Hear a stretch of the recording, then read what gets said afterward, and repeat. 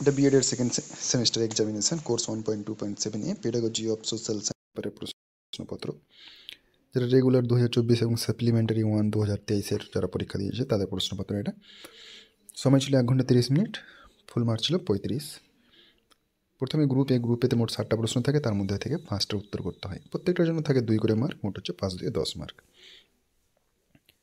এর প্রথম প্রশ্ন 1 নম্বর চিন্তনমূলক শিখন কি, 2 নম্বর প্রকল্প পদ্ধতি কাকে বলে, 3 নম্বর প্রশ্ন ভাণ্ডার কি, 4 নম্বর শিক্ষা বিজ্ঞান শিক্ষণের মূল্য কি, 5 নম্বর মিথস্ক্রিয়ামূলক পদ্ধতি বলতে কি বোঝেন, 6 নম্বর উপযুক্ততা সূচক ও যোগ্যতা ভিত্তিক মূল্যায়ন কি, 7 নম্বর অভিক্ষার আদর্শায়ন বলতে কি বোঝেন।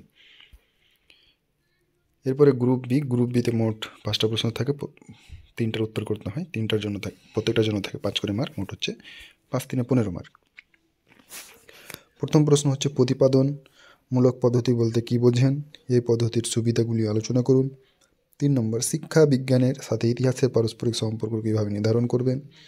4 নম্বর মাধ্যমিক স্তরে পাঠ্যক্রম রচনার মূল নীতিগুলি সংক্ষেপে আলোচনা করুন। 5 নম্বর স্বনির্দেশনামূলক শিখন উপকরণ বলতে কী বোঝায় আলোচনা করুন।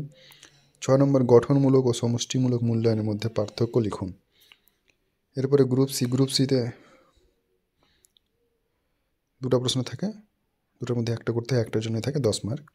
তো এখানে প্রথম প্রশ্ন 7 নম্বর দাগে শিক্ষা বিজ্ঞান শিখনে ব্যবহৃত বিভিন্ন প্রকারের শিখন সম্পদগুলি নিয়ে আলোচনা করুন এবং তাদের গুরুত্ব লিখুন।